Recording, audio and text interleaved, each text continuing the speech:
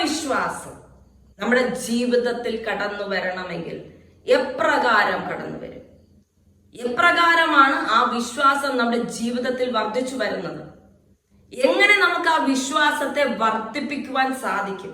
നാം നോക്കുമ്പോൾ പലരും വിചാരിക്കും ദൈവദാസന്മാർക്കും ദൈവദാസിമാർക്കും പാസ്റ്റർമാർക്കും അച്ഛന്മാർക്കും ഒക്കെ പറഞ്ഞിട്ടുള്ളതാണ് രോഗശാന്തിയുടെ പ്രവൃത്തികളൊക്കെ. അവർ പറയുമ്പോൾ ഭൂതങ്ങൾ പുറത്തു പോകുന്നു, അവർ പറയുമ്പോൾ രോഗികൾ സൗഖ്യമാകുന്നു. നമ്മെ കൊണ്ട് സാധിക്കുകയില്ല, അവർക്ക് വേണ്ടി മാത്രം ദൈവം വച്ചിരിക്കുന്നതാണ് എന്നൊക്കെ പലരും ചിന്തിക്കും.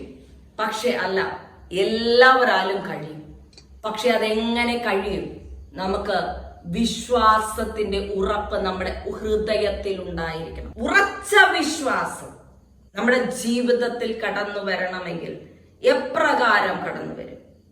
എപ്രകാരമാണ് ആ വിശ്വാസം നമ്മുടെ ജീവിതത്തിൽ വർദ്ധിച്ചു വരുന്നത്?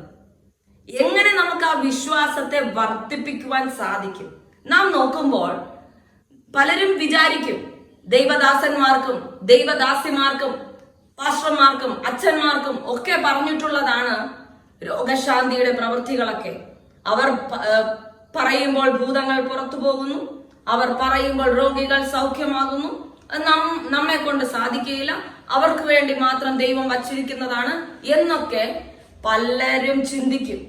പക്ഷെ അല്ല, എല്ലാവരാലും കഴിയും. പക്ഷെ അതെങ്ങനെ കഴിയും?